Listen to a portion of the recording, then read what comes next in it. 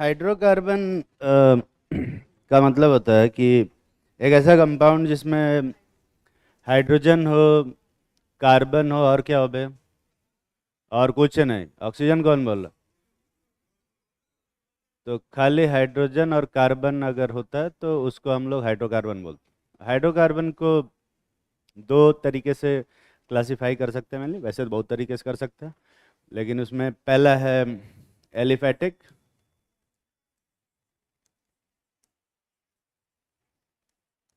और दूसरा होता है एरोमेटिक।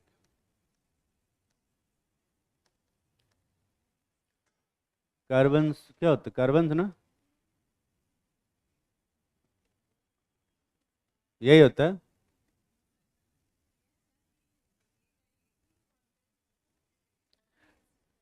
एलिफेटिक में भी दो तरीके के होते हैं। एक होता है साइक्लिक और दूसरा होता है एसाइक्लिक। साइक्लिक का मतलब क्या होता है? जिसमें जिसमें रिंग हो, है ना, और एसाइक्लिक मतलब रिंग ना हो। इसमें भी दो टाइप के होते हैं। एक होता है सैचुरेटेड और दूसरा होता है अनसैचुरेटेड।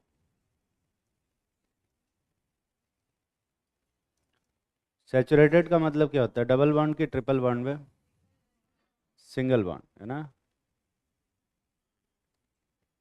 जिसको हम लोग एल्केन बोलते हैं। और अनसैचुरेटेड में डबल बॉन्ड होता है कि ट्रिपल बॉन्ड? दोनों होता है। डबल बॉन्ड होगा तो इसको हम लोग बोलेंगे एल्कीन, और ट्रिपल बॉन्ड होगा तो क्या बोलेंगे? एल्काइन। तो हाइड्रोकार्बन में बेसिकली अपने को यही चार चैप्टर पढ़ने हैं। एक एल्केन है, एल्कीन, एल्काइन और एरोमेटिक कंपाउंड। और एरोमेटिक में मेनली अपने को जो पढ़ना है वो है बेंजीन पढ़ना और उसके डेरिवेटिव।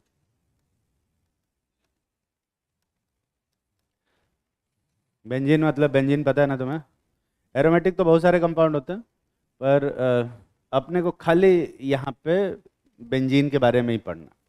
और डेरिवेटिव का मतलब है कि बेंजीन में सिर्फ एक कोई भी एक ग्रुप लगा, कोई भी ग्रुप चलेगा, है ना, उसके बारे में पढ़ना है। मोनो डेरिवेटिव ही पढ़ना है। बाई डेरिवेटिव मतलब दो सब्स्टिट्यूशन वाले, तीन सब्स्टिट्यूशन वाले नहीं पढ़ने, खाली एक सब्स्टिट्यूशन वाला पढ़ना। ठीक है? तो ये जो बोर्ड पे तुम्हारे लिखा हुआ है ये सिर्फ इंट्रोडक्शन है। अ, इस चैप्टर में क्या क्या पढ़ाया जाएगा वो। ठीक है? आज ज़्यादा लोग आ गए हैं। ठंड कम हो गई इसलिए।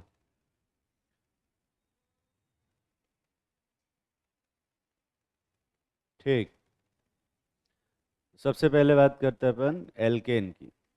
लिखो एल्केन। ये फोटो बना लिए? जल्दी बनाओ।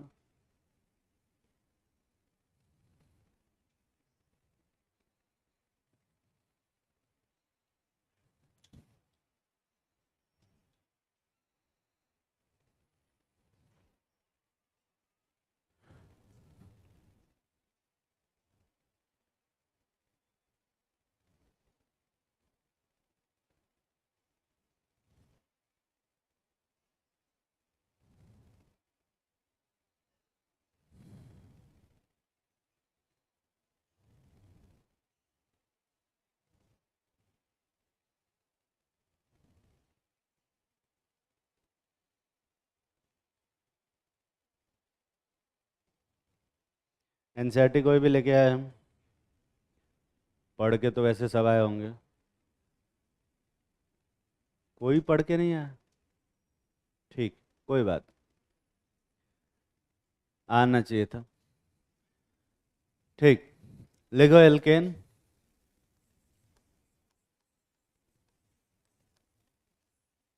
इन सभी चैप्टर्स में जो एल्केन, एल्कीन, एल्काइन और बेंजीन और उसके डेरिवेटिव है, इन सब में सबसे ज़्यादा जो टाइम कंज्यूमिंग है वो है एल्कीन, है ना। एल्कीन में थोड़ा सा टाइम लगेगा, बाकी एल्केन, एल्काइन और बेंजीन डेरिवेटिव में उतना टाइम नहीं लगेगा। आई होप कि ये सारे एल्केन और ये सब दो दो क्लास में हो जाए, एल्कीन में थोड़ा 4 क्लास लग सकता है। ठीक है, तो टोटल 10 क्लास एज्यूम कर रहा हूँ कि लगेगा, बट ठीक है, अब तुम्हारे में क्या ही बोल सकते हैं। जनरल फार्मूला जो होता है,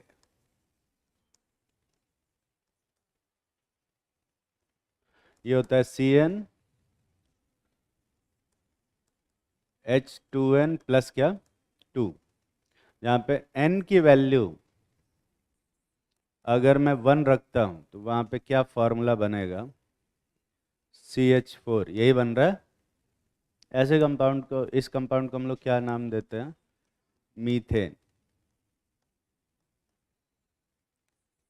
n=2 पे क्या फार्मूला बनेगा, C2H6, इसको क्या बोलोगे, इथेन। n=3 पे क्या फार्मूला बनेगा, C3H6, सॉरी C3H8 बनेगा। इसको क्या बोलते हैं हम लोग, प्रोपेन। पता है ना बे। और प्रोपेन कितने टाइप का होता है, तो नॉर्मल प्रोपेन होता है और दूसरा क्या होता है, ऐसा कुछ नहीं होता, खाली एक प्रोपेन होता है, नॉर्मल प्रोपेन, खाली एक प्रोपेन। ठीक है। n=4 पे क्या फार्मूला बनेगा, C4H10, जिसको हम लोग क्या बोलते हैं, ब्यूटेन। अब ब्यूटेन दो टाइप का होता है, एक होता है नॉर्मल ब्यूटेन जिसमें कि ऐसा चारों कार्बन एक चेन में रहते हैं, और दूसरा होता है आइसोब्यूटेन। ठीक है, ये हमारा आइसोब्यूटेन। क्या इसमें नियोब्यूटेन भी होता है क्या, नियोब्यूटेन वगैरह कुछ नहीं होता। n=5 पे जो फार्मूला बनेगा वो क्या बनेगा, C5H12, जिसको हम लोग क्या बोलेंगे, पेंटेन। और इसमें पेंटेन कितने टाइप का होता है, 3 टाइप का, एक नॉर्मल पेंटेन जो कि सीधा सीधा होगा, दूसरा होगा आइसोपेंटेन, और फिर होगा नियोपेंटेन।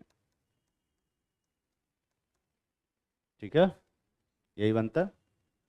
n=6 पे क्या फार्मूला बनेगा, C6H14, जिसको क्या बोलेंगे हम लोग, हेक्सेन। और हेक्सेन कितने टाइप का होता है, अब हेक्सेन कितने टाइप का होता है, तो जैसे प्रोपेन है, ये एक होता है, ब्यूटेन दो होता है, पेंटेन 3 होता है, तो हेक्सेन कितना होगा तो हेक्सेन के जितने भी बनेंगे बनाओ, हेक्सेन के जितने भी स्ट्रक्चर बनेंगे बनाओ अभी। और क्या, कोई शुभ मुहूर्त निकालोगे।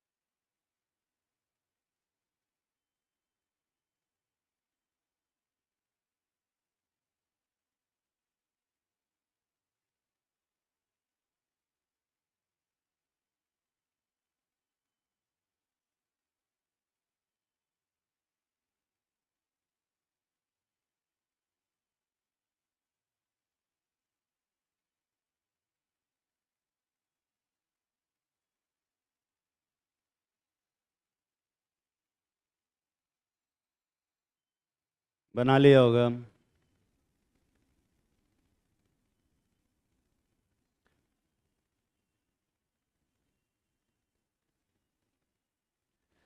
सिलेबस को थोड़ा सा स्पीड अप करने के लिए तुम्हारे हेल्प की ज़रूरत पड़ेगी। जैसे जैसे मैं लिख रहा हूँ वैसे वैसे ही छापोगे तो ज़्यादा टाइम बचेगा, है ना। मैं लिख के ऐसे टाइम छोड़ दूँगा, फिर उसके बाद तुम छापो तो थोड़ा दिक्कत होगी, थोड़ा ज़्यादा टाइम लगेगा। ठीक है।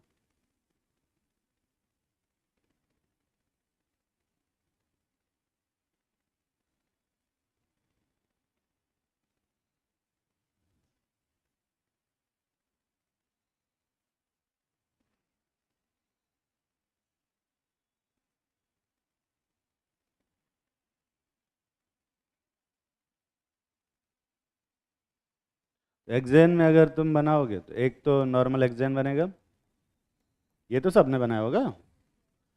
फिर एक 5 मेंबर का चेन बनेगा और एक साइड चेन ऐसा, फिर उसी में 5 मेंबर की एक चेन बनेगी और एक ये साइड चेन, ये दोनों अलग अलग हैं, दिख रहा है। फिर 4 मेंबर की चेन बनेगी और इसमें ऐसे ये बनेगा, दिख रहा है। कितने बने हुए टोटल? 5। कितने लोग ये पांचों बनाए थे? सही सही बनाए हो ना? और कितने लोग इसी में से बस 4 बना पाए? ठीक है, तो ये पहले भी ऐसा करवाया है क्या कभी? आइसोमेरिज में पढ़ा है, ठीक है। ये जो पूरा सीरीज बनता है, methane, ethane, propane, butane, pentane, hexane, heptane, 7 होगा तो हेप्टेन बोलेंगे, 8 होगा तो क्या बोलोगे? ऑक्टेन, 9 होगा तो नोनेन, 10 होगा तो हाँ डेकेन, है ना। 11 होगा तो फिर 10 तक की गिनती आती है इन सबों को। अरे उस दिन 20 तक गिनती करवाया था कि नहीं करवाया था? अनडेकेन बोलते। 12 होगा तो डो डेकेन बोलेंगे, 2 डेकेन नहीं, 2 डेकेन, है ना। 13 होगा तो ट्राई डेकेन, 14 होगा तो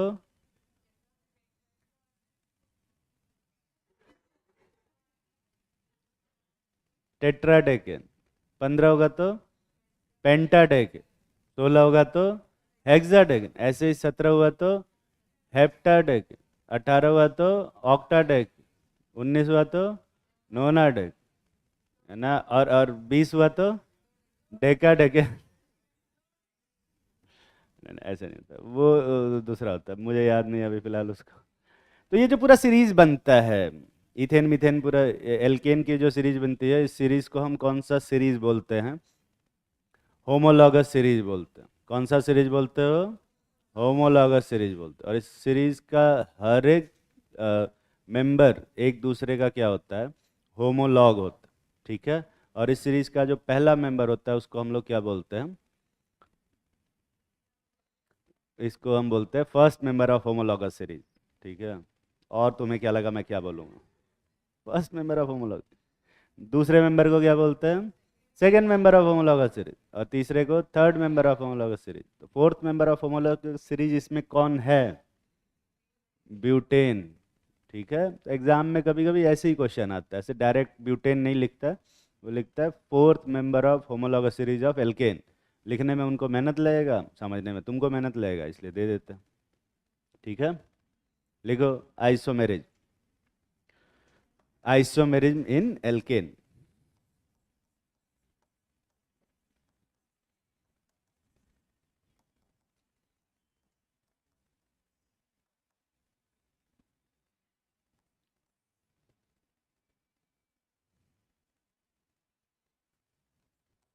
लिखो एल्केन जनरली शोज,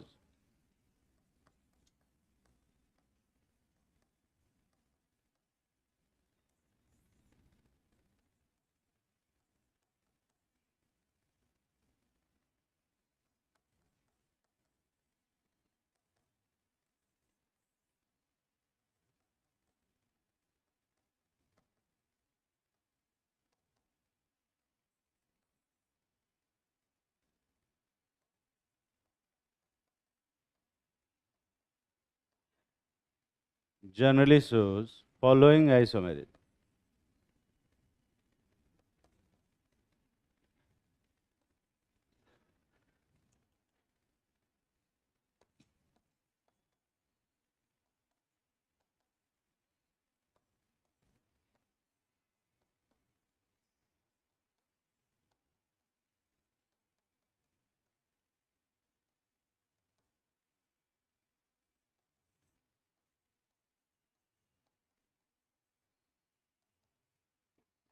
ये सब लिखना नहीं है, इसमें सब लिख के इसी में टिक करना है। सारे आइसोमेरिज्म शो नहीं करते हैं तो सारी लिख दिया मैंने, ठीक है। तो एल्केन जनरली शोज इसमें से कुछ आइसोमेरिज्म, ठीक है। अब तुमको बताना है कि इसमें से कौन कौन सी आइसोमेरिज्म एल्केन शो कर सकता है। तो क्या एल्केन चेन आइसोमेरिज्म शो कर सकता है कि नहीं कर सकता है भाई? चेन आइसोमेरिज्म शो करता है, ठीक है। क्या पोजिशनल आइसोमेरिज्म या पोजीशन आइसोमेरिज्म शो कर सकता है क्या? अरे करेगा कि नहीं करेगा? बिल्कुल करेगा। क्या फंक्शनल आइसोमेरिज्म शो करेगा? Functional isomerism, functional isomerism show करने के लिए फंक्शनल ग्रुप होना चाहिए।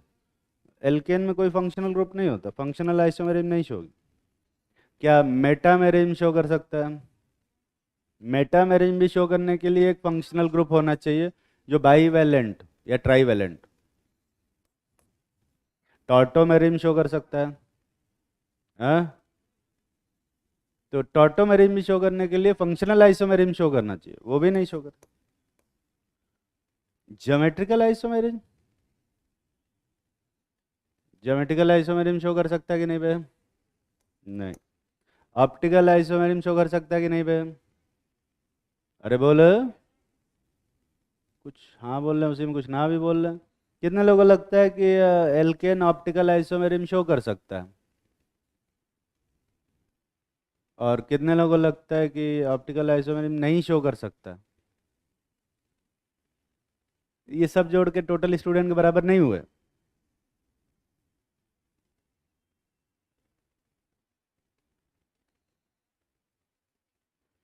और मैं तो ये भी नहीं बोल सकता है, इसमें चौथा ऑप्शन है भी नहीं कि कुछ कह नहीं सकते, कभी कभी शो करता है कभी कभी नहीं करता, क्योंकि कभी कभी करता है तो कर सकता है।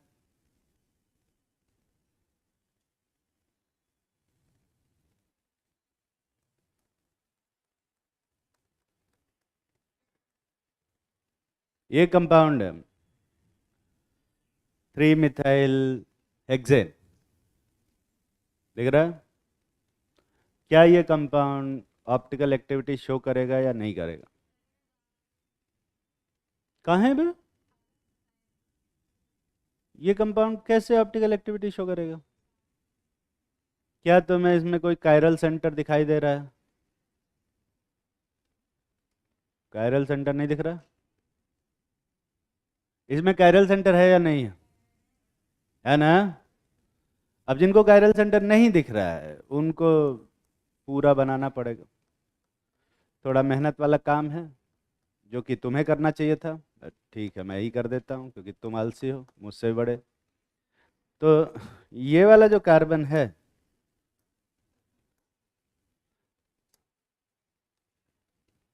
ध्यान से देख, क्या उस पे चारों ग्रुप डिफरेंट है? और अगर चारों ग्रुप डिफरेंट होंगे तो क्या इसमें कोई प्लेन ऑफ सिमेट्री पास होगी कि नहीं होगी? नहीं होगी। तो क्या ऑप्टिकल एक्टिविटी शो करेगा कि नहीं करेगा? बिल्कुल करेगा, ऑप्टिकल एक्टिविटी शो करता है, ठीक है। पर कम से कम उसमें कितने कार्बन होने चाहिए? इतने, ठीक है। एग्जाम में यही क्वेश्चन आया हुआ है कि एक एल्केन को ऑप्टिकल एक्टिविटी शो करने के लिए मिनिमम कितने कार्बन चाहिए? देख रहा है? 6 कि 7 है? 7 है। काउंटिंग आती है ना? 7 कार्बन मिनिमम चाहिए तब जाके ऑप्टिकल एक्टिव बनेगा, उससे कम में ऑप्टिकल एक्टिव बन ही नहीं पाएगा। पर एक एल्कीन को ऑप्टिकली एक्टिव होने के लिए कितने मिनिमम कार्बन चाहिए?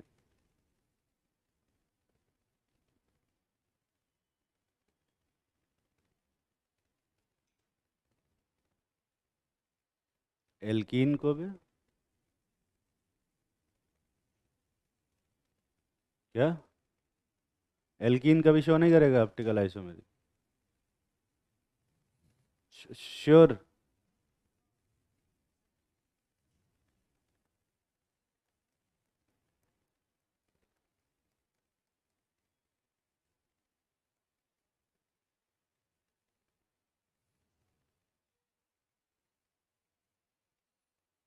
क्या ये ऑप्टिकली एक्टिव होगा? अबे होगा ना? ठीक। तो मिनिमम कितने कार्बन चाहिए कि एल्कीन को ऑप्टिकल एक्टिविटी शो करने के लिए? अरे ये थोड़ा गिन हो गया, मिनिमम वाला बनाया ही नहीं मैंने।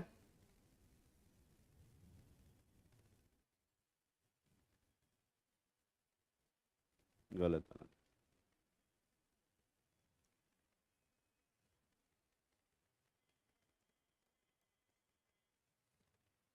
क्या ये एल्कीन ऑप्टिकली एक्टिव होगी? अबे दिख रहा है? क्या इससे छोटा एल्कीन बना सकते हो जो ऑप्टिकल एक्टिविटी शो करे? पॉसिबल ही नहीं है।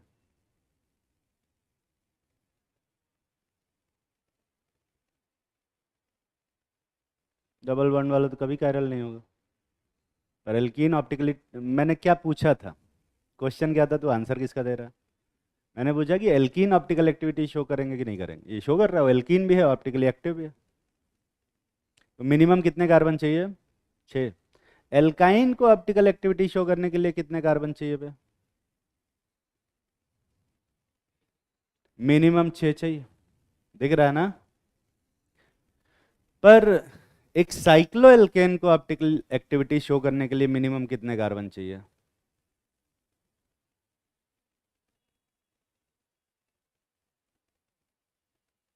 साइक्लो एल्केन को ऑप्टिकल एक्टिविटी शो करने के लिए कितने कार्बन चाहिए? अब ये सब चीज़ें कहीं पढ़ाई नहीं जाती, ये सब चीज़ें क्योंकि कॉमन सेंस वाली होती हैं, इसमें दिमाग लगता है, तो ज़्यादातर लोग जोन्ड आउट रहते हैं। तो खैर उनके लिए बता दूं कि ये कम से कम सबसे छोटा साइक्लोएल्केन तो यही बना सकते हैं। क्या 2 कार्बन का साइक्लोएल्केन बना सकते हैं? नहीं, है ना? और इसमें अगर मैं यहाँ एक मिथाइल लगा दूं तो ये ऑप्टिकली एक्टिव होगा कि नहीं होगा? ये तो नहीं होगा।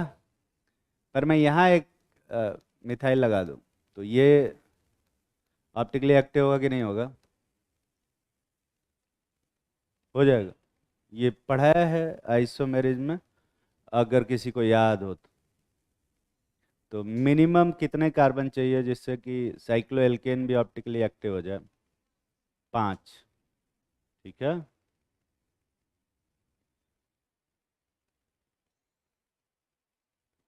अच्छा, मिनिमम कितने कार्बन चाहिए जिससे कि एक अल्कोहल ऑप्टिकली एक्टिव हो जाए? बनाओ कॉपी पे।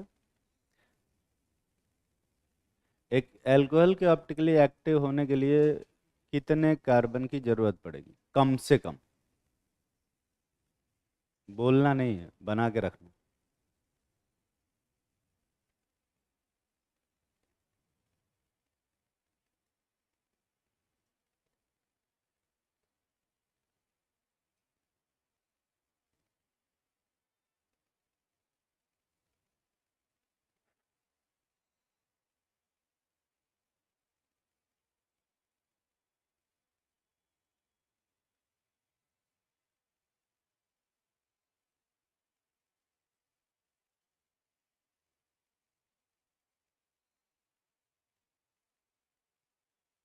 कर लिया होगा।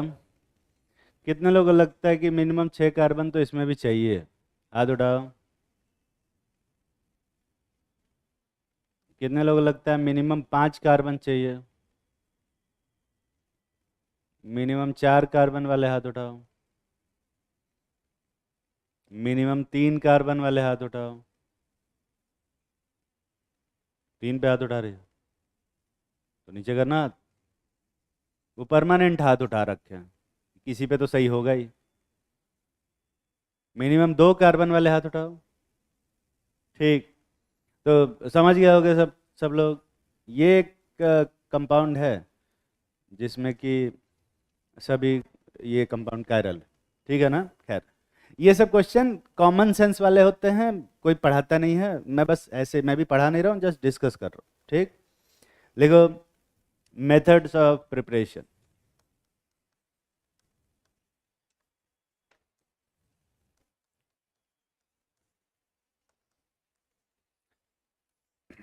अब से पूरी जो ऑर्गेनिक केमिस्ट्री है उसमें अपन यही पढ़ेंगे। कोई भी चैप्टर होगा, जैसे कि एल्केन पढ़ रहे हैं तो एल्केन में हम पढ़ेंगे कि एल्केन क्या होते हैं, उसका जनरल फार्मूला क्या होता है, उसके क्या क्या स्ट्रक्चर्स होते हैं, होमोलॉगस सीरीज में क्या क्या नाम आता है। इसके बाद हम लोग पढ़ेंगे कि वो कौन कौन आइसोमेरिज्म शो करता है। फिर हम लोग पढ़ेंगे कि मेथड ऑफ प्रिपरेशन क्या क्या होता है, ध्यान से सुनना। उसके बाद हम पढ़ेंगे कि उसकी फिजिकल प्रॉपर्टी क्या क्या होती है। फिजिकल प्रॉपर्टी समझते हो ना? मेल्टिंग पॉइंट, बॉइलिंग पॉइंट वगैरह ये सब पढ़ेंगे। और इसके बाद अपन पढ़ेंगे कि केमिकल प्रॉपर्टी क्या होगी। बस यही पढ़ना है। तो जब हम एल्केन पढ़ेंगे तो एल्केन का ये सब कुछ पढ़ेंगे, एल्कीन पढ़ेंगे तो एल्कीन का ये सब कुछ पढ़ेंगे, और ऐसे ही सारे चैप्टर का सब कुछ पढ़ें, ठीक है। और ऐसे में जो जो जो पढ़ाई है वो थोड़ा सा मोनोटोनस हो जाती है, जिसकी वजह से हो सकता है कि तुम्हें थोड़ा सा बोरिंग लगे ये। तो मैं यहाँ एंटरटेनमेंट के लिए डांस नहीं करने वाला हूँ, ठीक है। उसको हाँ, क्या, ये देखो, ये इनके इनकी फैंटेसी अलग।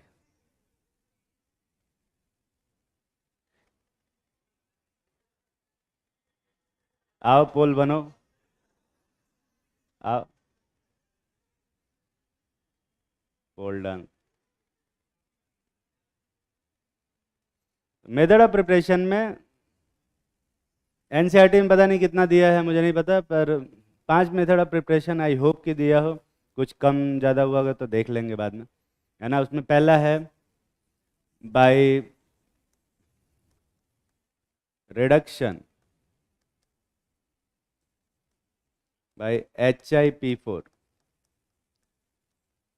ये रेड फास्फोरस और HI के साथ इसकी रिएक्शन करा के अपने को एल्केन बनता है, ठीक है।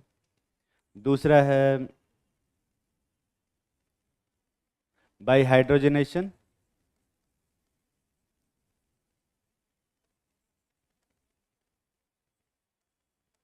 हाइड्रोजनेशन मतलब क्या होता है, किससे रिएक्शन कराएंगे, हाइड्रोजन से।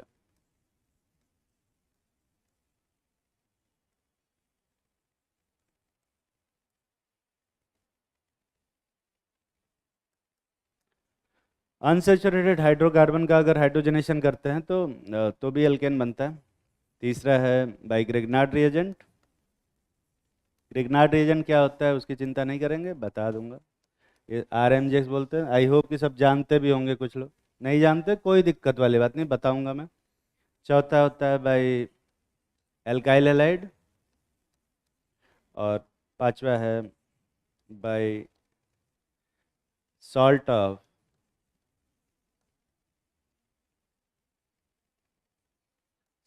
Of carboxylic acid.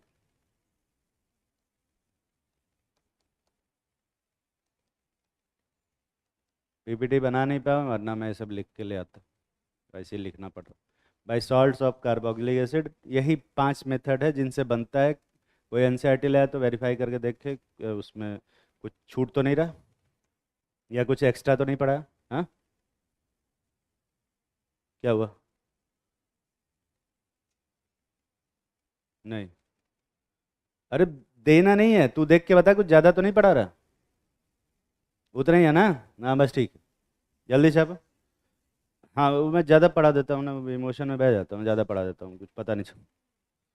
अरे हो जाता, मुझे पता है कि मैं कभी कभी बहुत ज़्यादा पढ़ा जाता हूँ।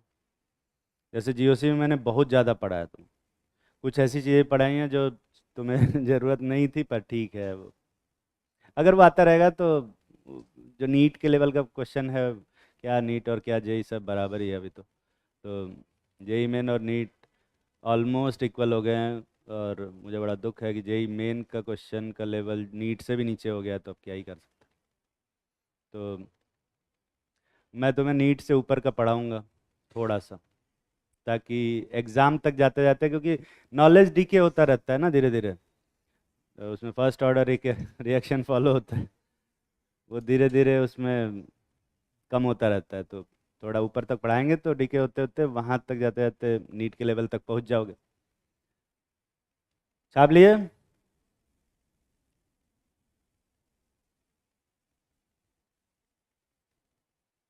देखो ऑर्गेनिक केमिस्ट्री में ऑलमोस्ट मैंने बताया है 400 के आसपास तुम्हें रिएक्शन पढ़ाई जाएगी, है ना। पर उसमें से याद तुम्हें बस 25-30 करनी है, ठीक है।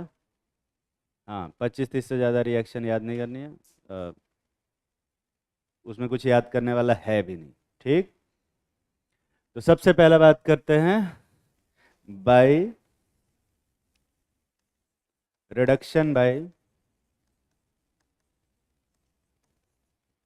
HiP4। ये जो P4 है फास्फोरस, ये पर्टिकुलरली कौन सा फास्फोरस होना चाहिए, रेड फास्फोरस और HI के साथ जब रिएक्शन कराते हैं, बहुत ही बेसिक सा फॉर्मूला है, रिएक्शन है जो तुम्हें याद करना है, वो है ये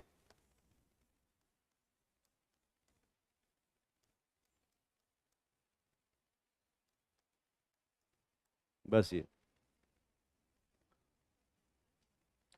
कोई भी ऑर्गेनिक कंपाउंड हो, उसका रिएक्शन Hi2PO4 से कराएंगे तो वो किस में कन्वर्ट हो जाएगा? हाइड्रोकार्बन में कन्वर्ट हो जाएगा। कोई भी दुनिया का कोई भी ऑर्गेनिक कंपाउंड लेके आओ, उसको Hi2PO4 के साथ रिएक्शन कराओ, उतने ही कार्बन का हाइड्रोकार्बन बनेगा, उतने ही कार्बन का। और स्ट्रक्चर में कोई चेंज नहीं होगा, कोई भी चेंज। जैसे अगर मैं एल्काइल हैलाइड की बात करता हूँ, तो सबसे बढ़िया एल्काइल हैलाइड CH3Cl ले लेते हैं। अगर इसका रिएक्शन Hi2PO4 के साथ कराएंगे तो कितने कार्बन का एल्केन बनेगा? एक कार्बन। अगर एल्काइल हैलाइड से मैं पहुंच जाता हूँ एल्कोहल, इसका रिएक्शन कराएंगे कितने कार्बन का एल्केन बनेगा? दो कार्बन। ठीक है, और दो कार्बन के एल्केन का क्या नाम होता है? इथेन। कोई और अमाइंस ले लेते हैं, तीन कार्बन का अमाइन ले लेते हैं।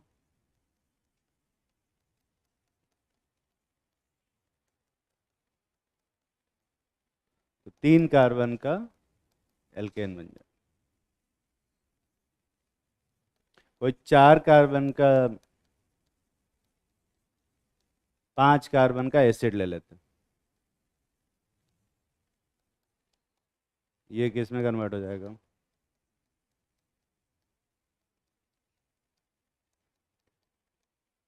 समझ में आ रही है बात? याद करो क्या इसको? कर मत लेना इसको। तो कुछ कंपाउंड बना रहे हैं, उसका Hi2PO4 के साथ रिएक्शन करा के प्रोडक्ट बनाना। ठीक है।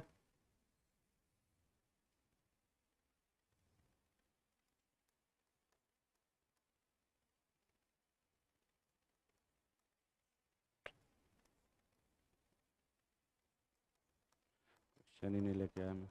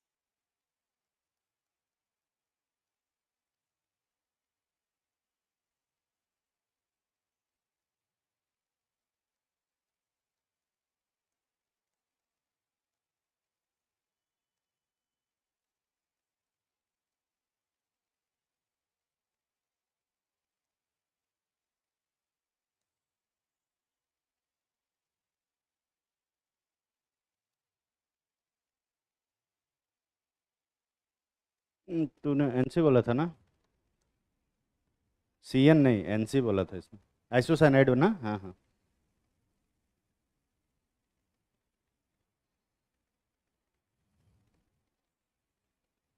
करो। तुम्हारे पास समय है मात्र 4 मिनट का।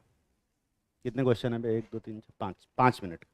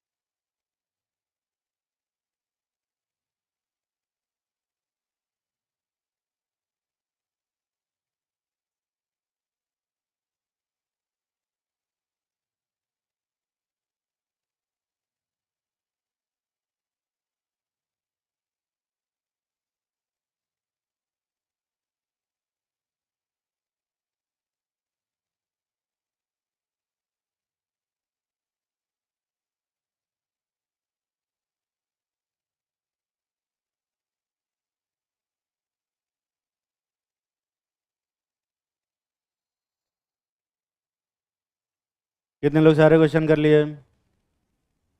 इससे ज़्यादा टाइम नहीं मिलना चाहिए। देखो अब यहाँ पे एक छोटी सी दिक्कत है, क्योंकि यहाँ पर जो कार्बन की चेन है वो कंटिन्यूअस नहीं है।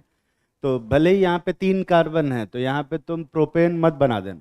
ऐसी सिचुएशन में जब कार्बन की चेन ब्रेक होती है, HIP4 के साथ रिडक्शन करने में ये ये एक अलग हाइड्रोकार्बन बनता है और ये एक अलग हाइड्रोकार्बन बनता है। तो इधर इथेन बनेगा और उस साइड वाला क्या बनेगा? मीथेन। तो इथेन और मीथेन एक 2 कार्बन का हाइड्रोकार्बन और एक एक कार्बन का हाइड्रोकार्बन ऐसे बनेगा। ठीक है। इस वाले में भी देखो, कार्बन की चेन कंटिन्यूअस नहीं है, ब्रेक हो रही है। तो इधर कितने कार्बन का एल्केन बनेगा? 2, और इधर भी 2 बनेगा, तो 2 मोल इथेन का फॉर्मेशन। ये कितने लोग सही सही सोच पाए थे? करो फिर से। तो क्या तुमने 4 कार्बन का एल्केन बना दिया? अगला करो।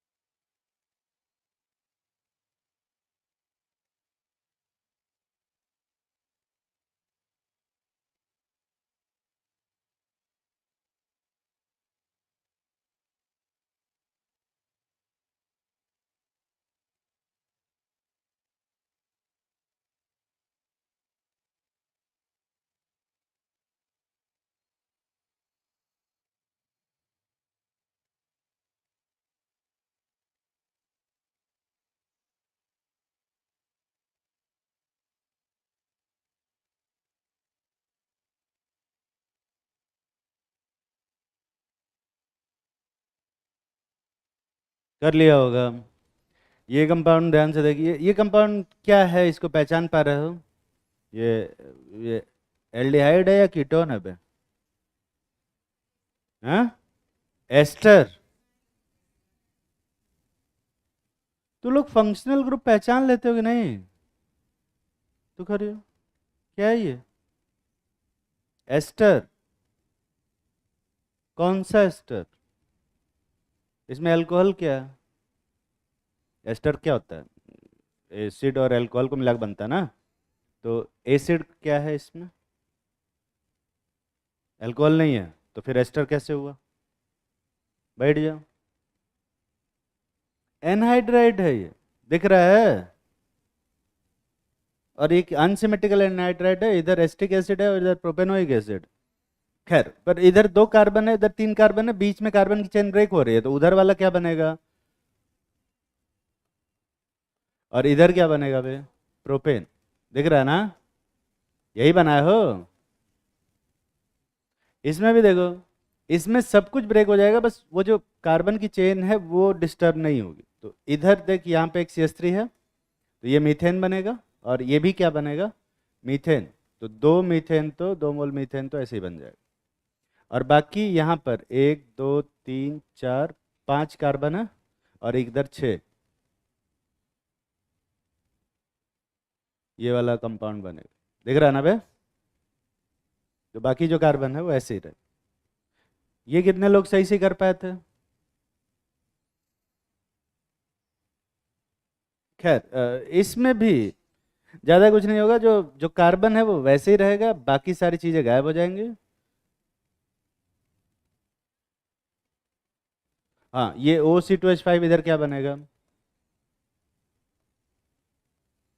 इथेन। इधर भी देखो ये NC है, तो ये यहाँ पर भी कार्बन की चेन ब्रेक हो रही है, N है और फिर ट्रिपल बॉन्ड CS है, तो ये भी ब्रेक होगा, तो ये एक अलग से मीथेन बनेगा। और बाकी सब, अच्छा ये एक इधर भी एक CH3 है, तो यहाँ भी एक CH3 जोड़ा रहेगा, बाकी सब ऐसे ही रहेगा। तो सारे कार्बन, बस जो भी स्ट्रक्चर है ना उसमें सारे एटम्स को ऑक्सी कार्बन और हाइड्रोजन छोड़ के बाकी सबको गायब कर दो, तो जो बचेगा वही बनेगा। ये आखिरी वाला कितने लोग सही से कर पाए थे? कोई बात, इतना कठिन नहीं आएगा, पहली लाइन जो करा रहे हैं उतना ही आएगा, ठीक है। और बहुत होगा तो इसमें पहला दूसरा आ सकता, इसके नीचे का नहीं है, ठीक है। पर नीट से थोड़ा ऊपर पढ़ाना इसलिए पढ़ा रहा। अगला लिखो, बाय हाइड्रोजनेशन।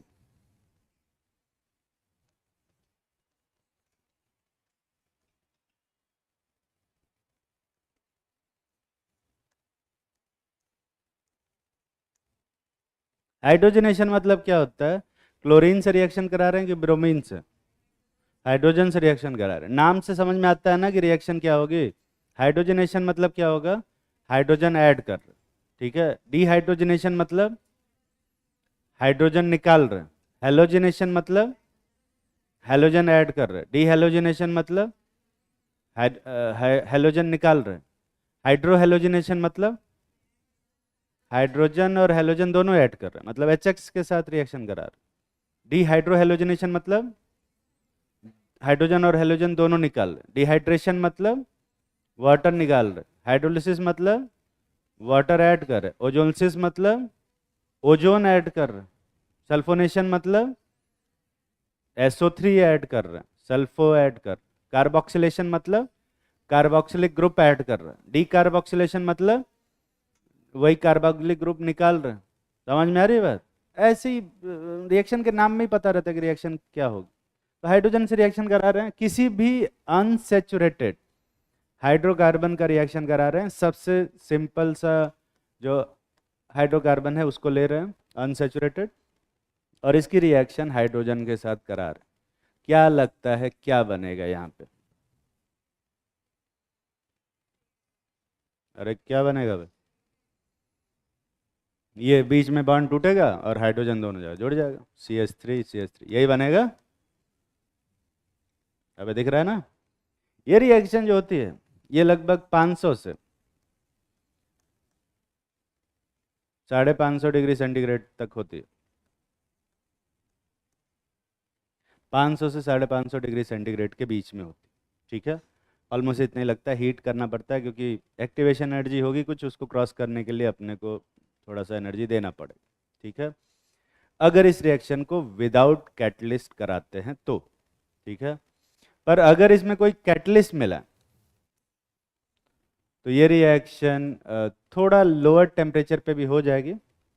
जैसे आयरन मिला देते हैं, देखो डी ब्लॉक का कोई भी एलिमेंट मिला, डी ब्लॉक का जो एलिमेंट तुम्हें याद है वो यहाँ लिख दो, वो सब कैटलिस्ट की तरह काम करेगा और रिएक्शन को 400 से 450 डिग्री सेंटीग्रेड पे ही करा देगा, ठीक है। NCERT में आयरन लिखा हुआ है इसलिए मैंने आयरन लिखा। तुम कोबाल्ट भी ले सकते हो, तुम क्रोमियम भी ले सकते हो, तुम रोनियम भी ले सकते हो, जो याद है, कॉपर ले लो, कुछ भी कर लो, कोई दिक्कत नहीं, ठीक है। पर अगर तुमने निकल, पैलेडियम और प्लेटिनम लिया, सिर्फ या तो निकल ले लो या फिर पैलेडियम ले लो या फिर प्लेटिनम ले लो, ये तीनों मेटल लिए तो ये रिएक्शन और लोअर टेम्परेचर पे होती है, 300 से 350 डिग्री सेंटीग्रेड पे ही हो जाती है, ठीक है। एनसीईआरटी में कुछ साल पहले तक ये वाली रिएक्शन लिखी रहती थी, अभी उनका पता नहीं क्या दिमाग हुआ है, आजकल ये लिखने लगे। एनसीईआरटी लाया ना बे, वेरीफाई करके देख के बता कि आयरन लिखा है या निकल लिखा। आयरन लिखा है, निकल, पैलेडियम, प्लेटिनम में से कुछ लिखा है? लास्ट वाला लिखा है?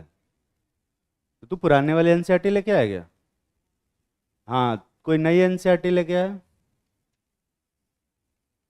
नई वाली एनसीईआरटी कोई ऐसी गलती नहीं करता क्या? तो कुछ साल पहले, 2 साल पहले की एनसीईआरटी है, इसने खरीदी होगी और पुरानी होगी ये वाली रिएक्शन लिखी रहती थी, निकल, पैलेडियम और प्लेटिनम रहता था, और टेम्परेचर 300 350 लिखा है ना? टेम्परेचर दिया ही नहीं। हाँ, तो टेम्परेचर 300 350 डिग्री सेंटीग्रेड के बीच में होता है। पर अभी नई वाली जो एनसीईआरटी आई है उसमें पता नहीं क्या खा के बना रहे हैं, पर उसमें आयरन रख के 400 से 450 पे करा रहे हैं, ठीक है। अब 400 450 पे कराना यार तो इकोनॉमिकली थोड़ा सा खराब है ये रिएक्शन। पर 300 350 पे कराएंगे तो कम टेम्परेचर पे रिएक्शन होगी, तो हम वही कराना प्रिफर करते हैं। पर अब जो एनसीईआरटी बोले वही सही है, ठीक है। तो एनसीईआरटी, तो नया वाला एनसीईआरटी कौन लाया है? वो फोन में निकाल रहा है। फोन में निकालना होता तो इधर आगे नहीं बैठे हैं लोग निकालने के लिए, और तू फोन निकाल के एनसीईआरटी पढ़ेगा?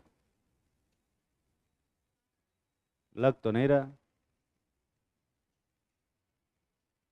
कोई बात नहीं, घर जाके देख लेना। पर अगर अपने को और भी लोअर टेम्परेचर पे रिएक्शन करानी है तो एक कैटलिस्ट होता है,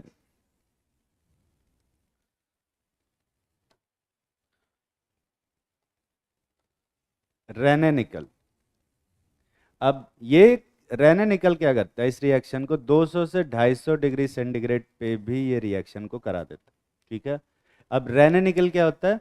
रेने निकल, रेने टेक्निकली एक साइंटिस्ट का नाम है जिन्होंने ये निकल को बनाया था, ठीक है। तो ऐसे में क्या करते हैं, निकल को बहुत ज़्यादा हीट करते हैं, एकदम हीट करके उसको रेड कर देते हैं, और फिर एकदम से उसको पानी डाल के ठंडा करते हैं, ठीक है। तो टेम्परेचर एकदम से बढ़ाते हैं, फिर टेम्परेचर एकदम से घटाते हैं, तो इस तरह से बहुत ज़्यादा हीट करके और कूल करके जब जो निकल होता है उसका मेटेलिक कैरेक्टर गायब हो जाता है, ठीक है। और ये मेटल, ये जो निकल है ये एमॉर्फस नेचर का हो जाता है। एमॉर्फस, एमॉर्फस जानते हो ना? पाउडर फॉर्म में कन्वर्ट हो जाता है, काफ़ी ब्रिटल हो जाता है। वैसे निकल जो है मेटल होता है, मेटल में बहुत सारी प्रॉपर्टी, मेटल की प्रॉपर्टी जानते हो ना? डक्टाइल होता है, और मैलिएबल होता है ना? मैलिएबल जानते हो ना? जैसे ऐसे उसको पीटेंगे तो टूट जाएगा, पीटने पे जो टूट जाता है उसको कौन सा नेचर बोलते हैं? ब्रिटल नेचर बोलते हैं। ये सब जानते हो कि नहीं जानते? तो निकल को जब हीट करके ठंडा करते हैं एकदम से, तो उसको पीटने से वो टूट जाता है, मैलिएबल नहीं रह जाता, ब्रिटल बन जाता है। वैसे ही निकल को हम लोग रेने निकल बोलते हैं। और उस रेने निकल के प्रेजेंस में अगर रिएक्शन कराई जाती है तो 200 से 250 डिग्री सेंटीग्रेड पे ही ये रिएक्शन हो जाए, ठीक है।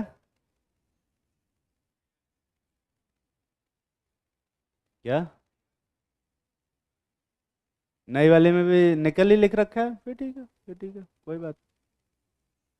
ये लिखा होगा एल्कीन की केमिकल प्रॉपर्टी में लिखा होगा शायद, फिर ठीक है। छापो जल्दी से। छाप लिया? एक छोटा सा क्वेश्चन करें।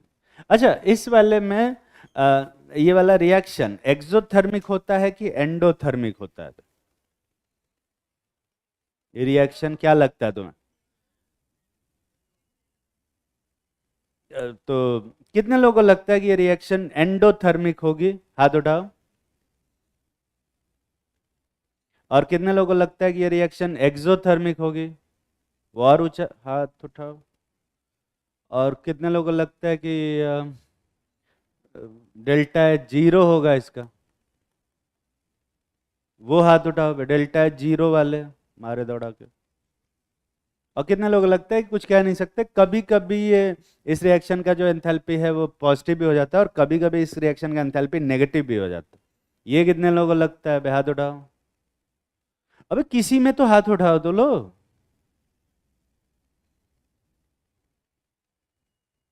एंडोथर्मिक वाले हाथ उठाओ फिर से।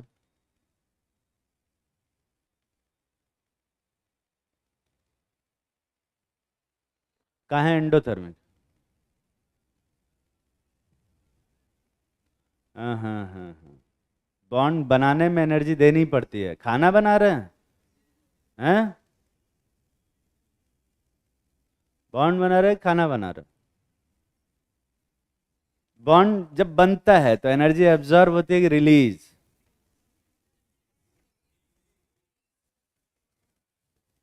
और बॉन्ड टूटता है तो एनर्जी क्या होती है? ये पढ़े हो ना? बॉन्ड ऐसे तोड़ेंगे तो एनर्जी क्या होती है बे? एब्जॉर्ब होती है। ऐसे बॉन्ड ऐसे डंडी नहीं तोड़ेंगे तो उसमें एनर्जी निकलेगी। ठीक है, बैठ जा। अबे खड़ी जल्दी से।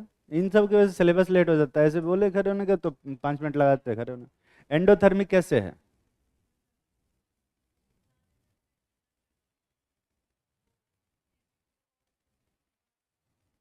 हम्म। ठीक।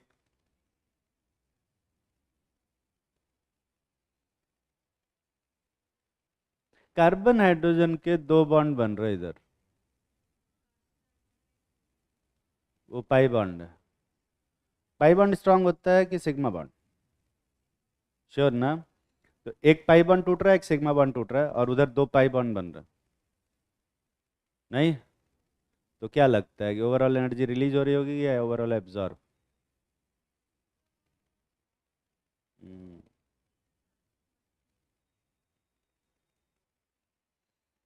अपना दिमाग नहीं लगाना चाहिए। देखो, मैंने 3 4 रीजन बताए हैं जिसकी वजह से ये रिएक्शन का डेल्टा एच क्या होगा बे? नेगेटिव। और ये रिएक्शन हमेशा ही एक्सोथर्मिक होती है। पहला तो ये कि मैंने थर्मोकेमिस्ट्री में पढ़ाया हुआ है। एंथैल्पी ऑफ हाइड्रोजनेशन जब पढ़ा रहे थे उसी टाइम पे पढ़ाया था।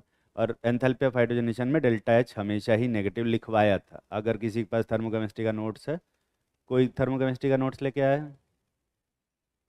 कई साल पहले पढ़ाया है मैंने। कौन लेके आया है? एंथैल्पी ऑफ हाइड्रोजनेशन ओपन कर। हाँ हाँ, वो भी मैं पढ़ा। जनरली लिखवाया है। तो लाइए।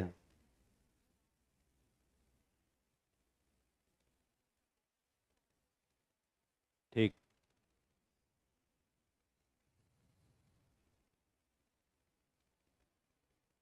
तो एंथैल्पी ऑफ हाइड्रोजनेशन मिला कि नहीं मिला? थर्मोकेमिस्ट्री में जब एंथैल्पी ऑफ रिएक्शन पढ़ा रहे हैं तो पहले एंथैल्पी ऑफ फॉर्मेशन पढ़ाए होंगे, फिर एंथैल्पी ऑफ कंबशन पढ़ाए होंगे, और उसके बाद बॉन्ड एनर्जी के बाद जाके एंथैल्पी ऑफ हाइड्रोजनेशन पढ़ाए होंगे। चौथे नंबर की एंथैल्पी।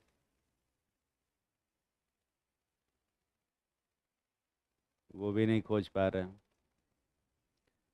एंथैल्पी ऑफ हाइड्रोजनेशन में क्या लिखवाया है पढ़ के बता वो लाइन।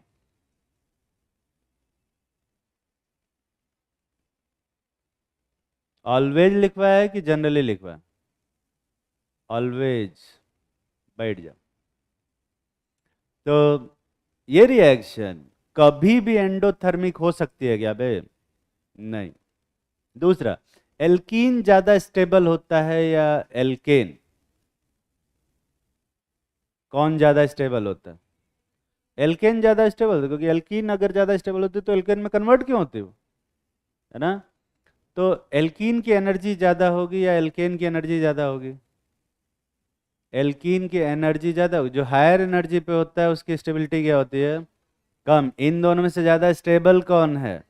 एल्केन। तो इन दोनों ज्यादा एनर्जी किसकी होगी? एल्कीन की। तो जब एल्कीन से एल्केन की तरफ जाएंगे तो एनर्जी बढ़ेगा घटेगा? घटेगा। तो वो जो एनर्जी घटा है वो कहाँ जाएगा? निकलेगा।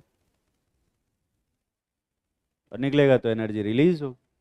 और इसीलिए हाइड्रोजनेशन हमेशा ही, एंथैल्पी ऑफ हाइड्रोजनेशन हमेशा ही नेगेटिव होता है। ऑलवेज लिखवा है। ठीक है? चाहो तो फिर से लिख लो, क्योंकि लिखो, enthalpy of hydrogenation is always negative.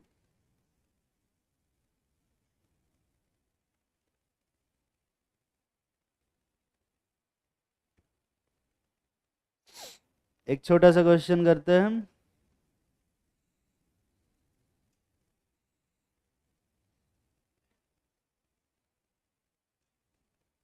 Write the major product.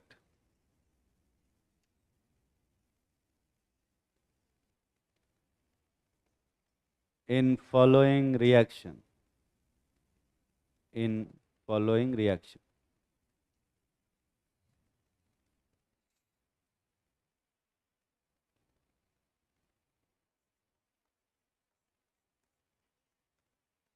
और बैलेंस भी कर लेना.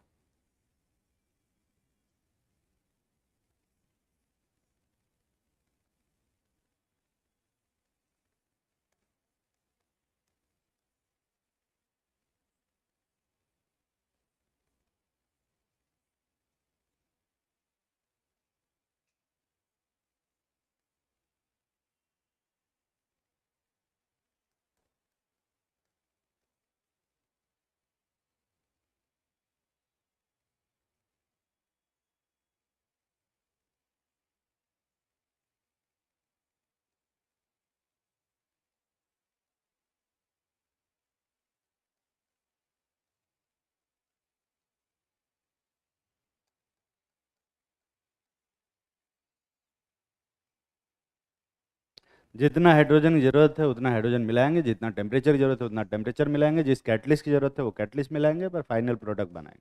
ठीक है. सब सारी रिएक्शन में निकल यूज़ कर रहे हैं. निकल सस्ता पड़ता है इसलिए यूज़ कर रहे हैं. पैलेडियम और प्लेटिनम काफ़ी महंगे हैं, तो वो यूज़ नहीं कर रहे.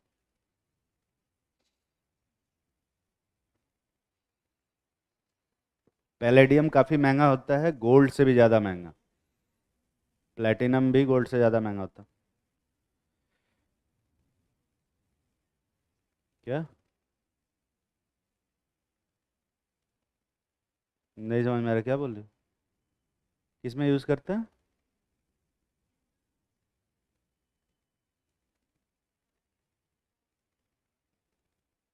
हाँ, वो उसके उसमें यूज होता है साइलेंसर में, क्योंकि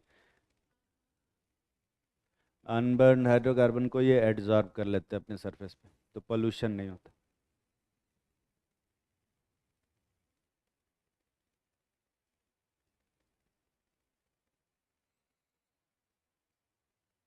तुम्हारे पास समय मात्र 4 मिनट का इस क्वेश्चन को करने के लिए.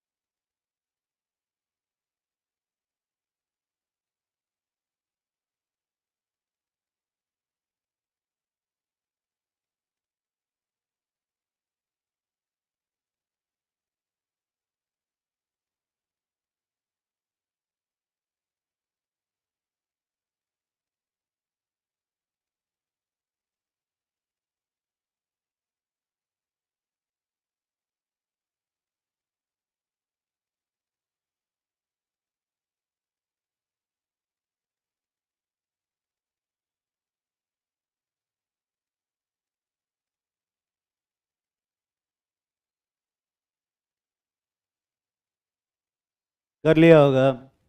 तो पहले वाले में तो क्या बनेगा वे? इथेन। दोनों पाई बॉन्ड को तोड़ो, जितने पाई बॉन्ड है सारे तोड़ दो। और जितने पाई बॉन्ड टूटेंगे उतना ही हाइड्रोजन लगेगा, तो यहाँ पे कितने हाइड्रोजन लगेंगे? 2 मूल्य। ये समझ में आ रहा है? यहाँ पर अगर मैं बात करूँ तो ये प्रोडक्ट बनेगा, जो पाई बॉन्ड है वो गायब हो जाएगा, और कितने हाइड्रोजन लेंगे? 2। तकलीफ में हो? इसमें भी देखो सेम यही चीज है। इसमें भी जो पाई बॉन्ड है वो गायब हो जाएंगे। पाई बॉन्ड निकालेंगे कैसे यार इसमें से?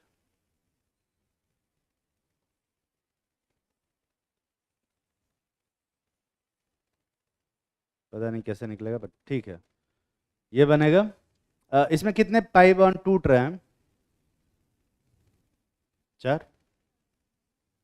4। कितने हाइड्रोजन लेंगे? 4। ये समझ में आ रहा है? सेम ऐसे इसमें भी अ, अगर इसको तोड़ेंगे तो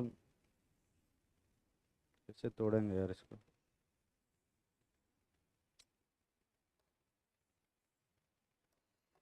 यहाँ पर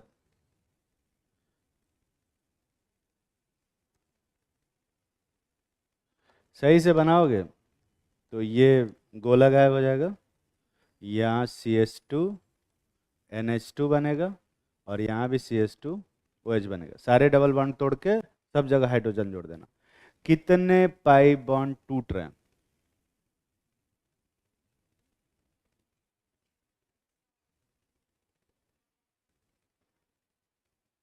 अबे काउंटिंग आती है कि नहीं तुम्हें?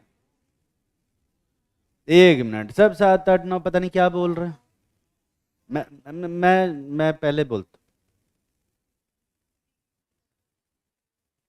जब मैं तो गिन लूं।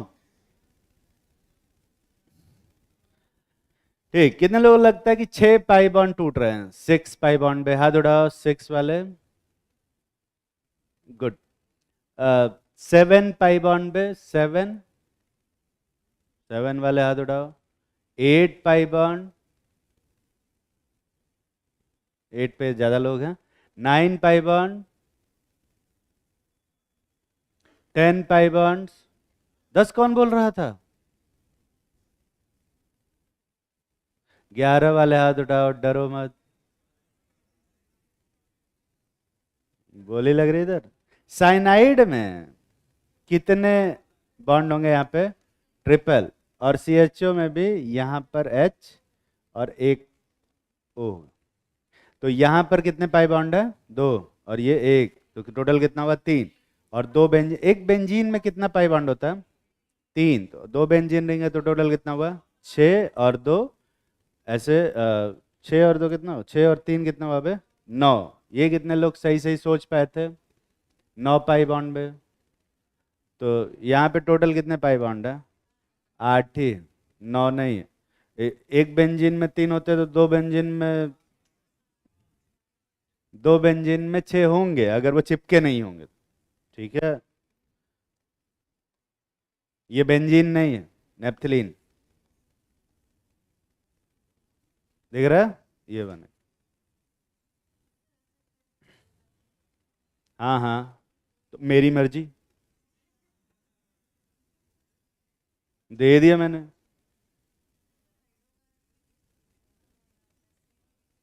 तोड़ दिया ऐसे, जैसे हाइड्रोकार्बन तोड़े, जैसे सी और सी का तोड़े, सी और एन का तोड़ दिया। है ना? पाई बॉन्ड ही तोड़ना, जैसे चाहे वैसे तोड़ना।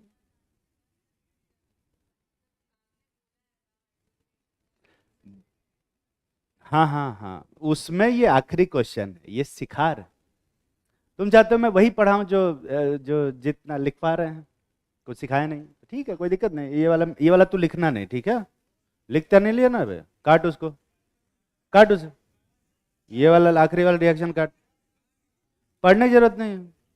क्या करोगे एक्स्ट्रा पढ़ के?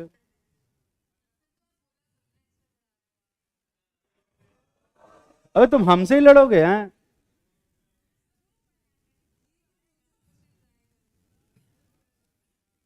मत करिए, सबके लिए नहीं है, मैंने कहा ना। सबके लिए सारे क्वेश्चन नहीं थे, कुछ कमजोर दिमाग वाले इसको नहीं अटेम्प्ट करें। ठीक। अगला क्या था? बाई अल्काइल हैलाइड ना? अल्काइल हैलाइड था ना बे? ग्रेगनार्ड रिएजेंट, हाँ। ग्रेगनार्ड रिएजेंट जो होता है ये होता है R M G X. X कोई भी हेलोजन हो सकता है, आर कोई भी एल्काइल ग्रुप हो सकता है। अब ग्रेगनार्ड रिएजेंट की एक बहुत खास बात होती है कि यहाँ आर पे कैसा चार्ज होता है, नेगेटिव चार्ज, और एम जी एक्स पे कैसा चार्ज होता है, पॉजिटिव चार्ज। एम जी पे टेक्निकली 2 पॉजिटिव होता है और एक्स पे एक नेगेटिव, तो पूरा एम जी एक्स मिला के क्या होता है, एक पॉजिटिव आ जाता है, ठीक है। और ये एक बहुत rarest of the rare compounds के अंदर है जिसमें कार्बन के ऊपर नेगेटिव चार्ज आता है। इन जनरल कार्बन के ऊपर कभी नेगेटिव चार्ज नहीं आता, पर यही एक ऐसा, मतलब कुछ और कंपाउंड भी हैं, है ना, पर ये कुछ ऐसे कंपाउंड्स के अंदर है जिसमें कार्बन पे नेगेटिव चार्ज होता है, ठीक है। और इसकी रिएक्शन अगर मैं किसी भी एच के साथ कराता हूँ, एच मतलब किसी भी एसिड के साथ कराता हूँ, तो ये हमेशा ही जो एच का बॉन्ड तोड़ोगे तो एच पे प्लस आएगा और एक्स पे क्या आएगा, माइनस। तो अभी तुम क्या करो, प्लस को माइनस और माइनस को प्लस के साथ जोड़ो, तो ये क्या बनेगा बे, आर एच, और इधर क्या बनेगा, एम जी एक्स टू। दिख रहा है ना। और आर एच क्या है, एल्केन। क्योंकि आर क्या होता है, एल्काइल ग्रुप। जैसे जैसे ये क्या है बे, मीथेन। तो इसमें से एक हाइड्रोजन हटा दें तो क्या बनेगा, मिथाइल। ऐसे ही C2H6 है, इसमें से एक हाइड्रोजन हटाओगे तो क्या बनेगा, इथाइल ग्रुप, है ना। तो ये इसी को हम लोग एल्केन बोलते हैं। इसमें से अगर एक हाइड्रोजन हटा दूं मैं तो ये जो बनता है इसको अपन बोलते हैं एल्काइल ग्रुप, ठीक है। तो मिथाइल, प्रोपाइल, ब्यूटाइल, कोई भी ग्रुप हो सकता है। एक एक छोटा सा क्वेश्चन, ठीक है। ये छाप रहे हो क्या, जल्दी छापो।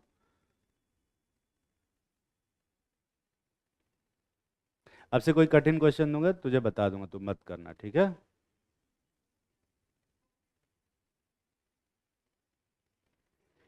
नहीं, अभी नहीं हुआ है, अभी तो शुरू हुआ है।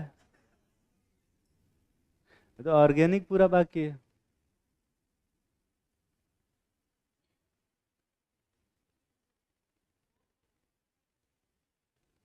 एक तो तुझे भी जरूरत है, तू बोलती नहीं। हाँ, तो मैं भी बहुत सीधा हूँ।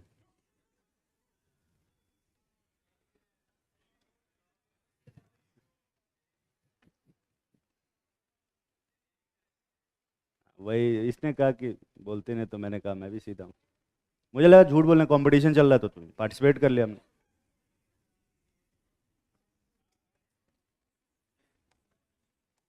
RMJX का रिएक्शन कराना है, किसके किसके साथ कराया जाए।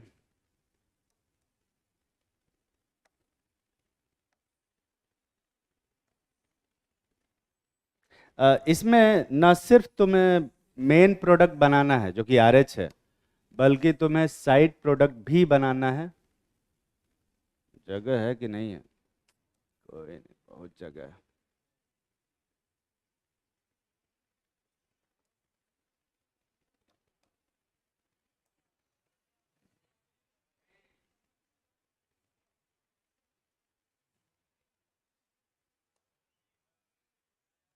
अरे प्रोडक्ट लिखने की भी तो जगह होनी चाहिए।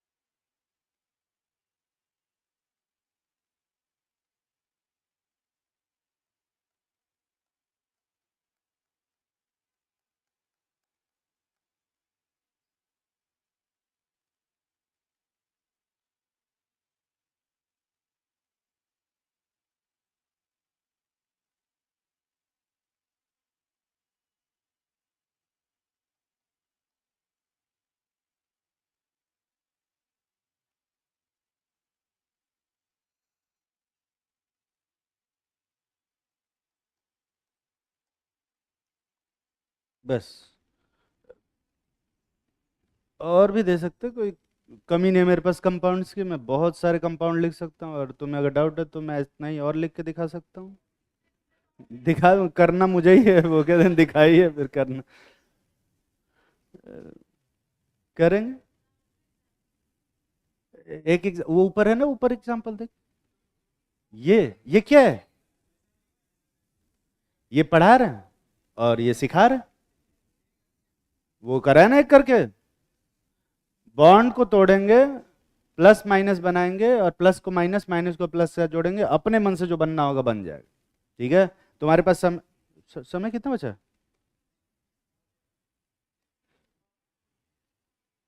5 मिनट में कैसे करोगे बे तुम? तो ये क्लास एक्सटेंडेड है 15 मिनट के लिए, 10 मिनट के लिए एक्सटेंडेड। ये डिस्कस करके छोड़ेंगे।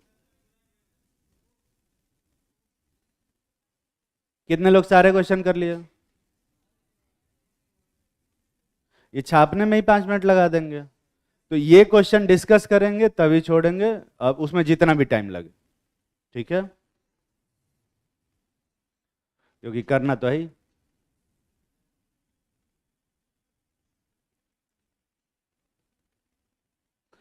इस संडे खाली हो ना तुम लोग? टेस्ट है? टेस्ट है संडे? AITS इन सब का टेस्ट है। हाँ, इस संडे।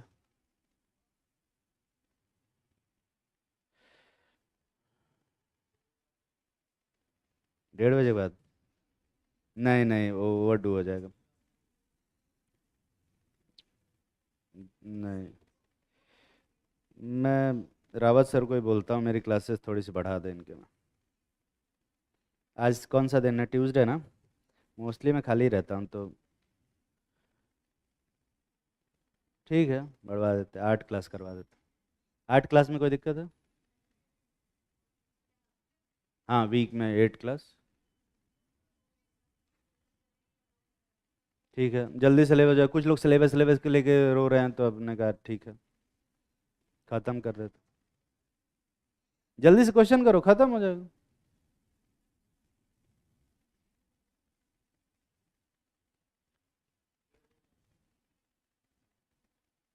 1:30 बजे के बाद? आज एक्सटेंड कर दे। नहीं नहीं, आज नहीं, कल 1:30 बजे क्लास है ना, कल एक्सटेंड कर दे। अरे उधर ये बुला लेते हैं सब खाना खाने के लिए, नहीं जाएंगे तो मेरा खाना खा जाते हैं, इसलिए मुझे जाना पड़ता है। 1:30 बजे वाली क्लास एक्सटेंड नहीं कर सकते। वो है ना।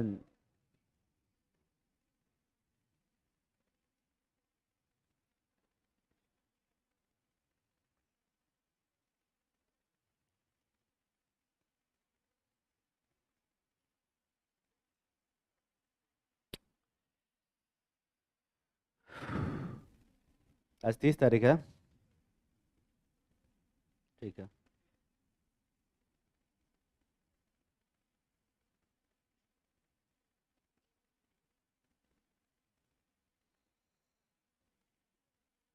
कितने लोग सारे क्वेश्चन का आंसर कुछ ना कुछ निकाल लिए? कल नहीं बताएंगे, बताएंगे तो आज, नहीं तो नहीं। वो तुम देख लो, वो कह रहे हैं नहीं बताइए तो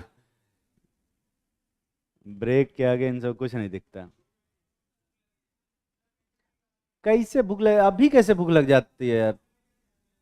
अभी तो 12 बज रहे, 1:30 बजे लंच होता है ना। कितना खाते हैं सब।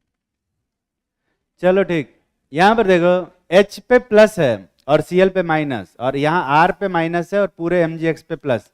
तो तुम क्या करोगे? RH बनाओगे। RS तो सब जगह बनेगा ही, ठीक है। इधर क्या बनेगा? MgClX या MgXCl, कुछ भी बनाओ, दोनों एक ही बात। ठीक है। यहाँ पे क्या बनेगा? RH, और इधर क्या बनेगा? MgHSO4X, और ये X लिखा है, ये रिएक्शन काट नहीं रहा। ठीक है। कुछ लोग, एक स्टूडेंट है, इतना करने के बाद, सर इतना करने के बाद सारा काट क्यों दिया? मैंने कूटा फिर वहीं में पे। तो ये नहीं करना, ठीक है, ये X लिखा। ऐसे ही यहाँ पे RH बनेगा, फिर हाँ, क्योंकि क्लास में सब ध्यान देते नहीं हम, अभी क्लास के बाद बहुत ही इडियोटिक क्वेश्चन पूछते हैं। यहां पर आर एच बनेगा,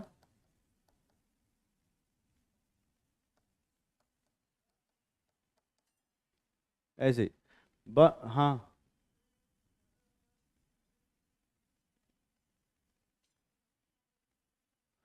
कौन बोला कि वाटर आयनाइज हो रहा? मैं तो एक लेमन मेथड बता रहा हूँ जिससे कि फाइनल प्रोडक्ट बनेगा। मैं ये थोड़ी बोल रहा हूँ कि वाटर H प्लस और OH माइनस में टूटेगा। मैं कह रहा हूँ अगर तोड़ा जाए तो ये बनेगा, ठीक है।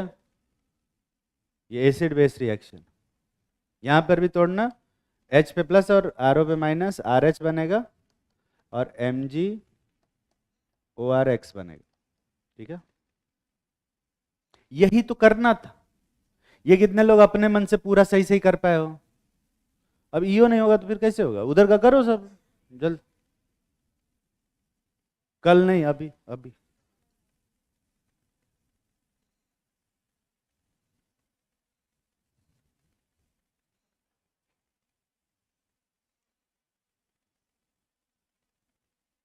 कोई रिएक्शन गिन रहा है? कितनी रिएक्शन पढ़ा दिया?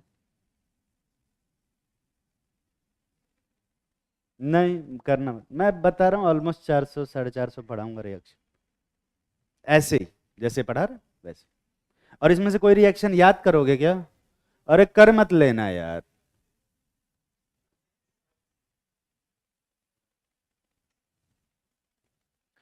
ठीक, ये वाला तोड़े हो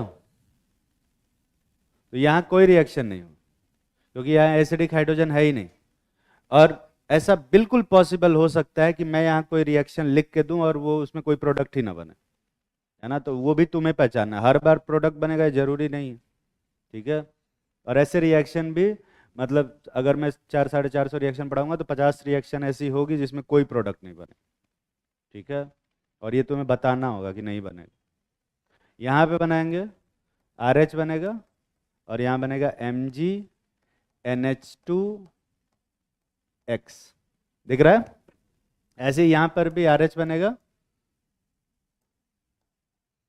और बनेगा MgPHOX।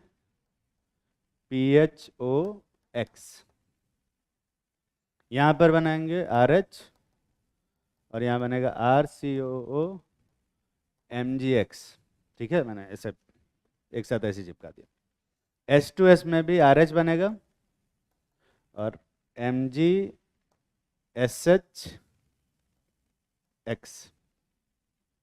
ये बने, ठीक है। वहां भी आर एच बनेगा, आर एच तो बनेगा ही। इधर क्या बनेगा? MgCnX, एक्स की जगह पे Cl हो सकता है, Br हो सकता है, I हो सकता है, कुछ भी हो सकता है। मोस्टली Cl और Br होता है। इसमें एसिडिक हाइड्रोजन है क्या? इसमें भी, इसमें एसिडिक हाइड्रोजन है, दिख रहा है ना? पढ़ाया हुआ है मैंने। ये वाली लाइन कितने लोग पूरा सही से कर पाए थे? यहाँ प्रोडक्ट नहीं बनाते हुए, हाँ, ये नहीं कि यहाँ बना ही नहीं पाए थे तो वो नहीं, कि वहां तक पहुंचे नहीं थे, इसलिए ये वाला तो सही किया था मैंने। ये वाला पूरा लाइन कितने लोग सही कर पाए थे? ईमानदारी से हाथ उठाओ। वो वाला किए हो? कमजोर दिमाग वाले इसको खास तौर से नहीं करेंगे, ठीक है।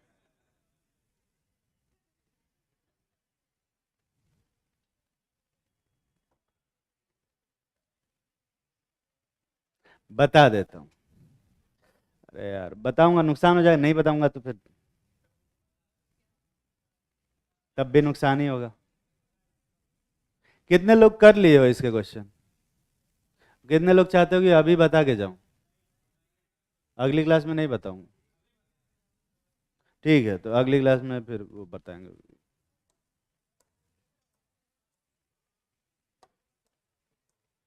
ये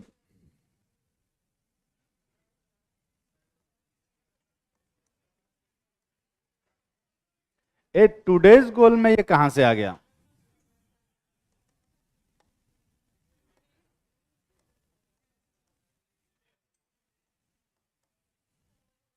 ये टुडेज गोल में कैसे है? इसको तो ऊपर करना होगा ना।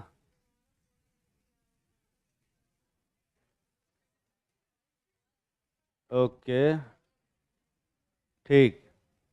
और टुमारो गोल में ये होगा ना,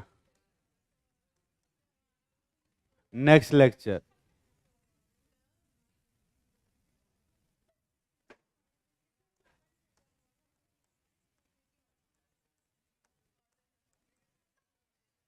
ये बना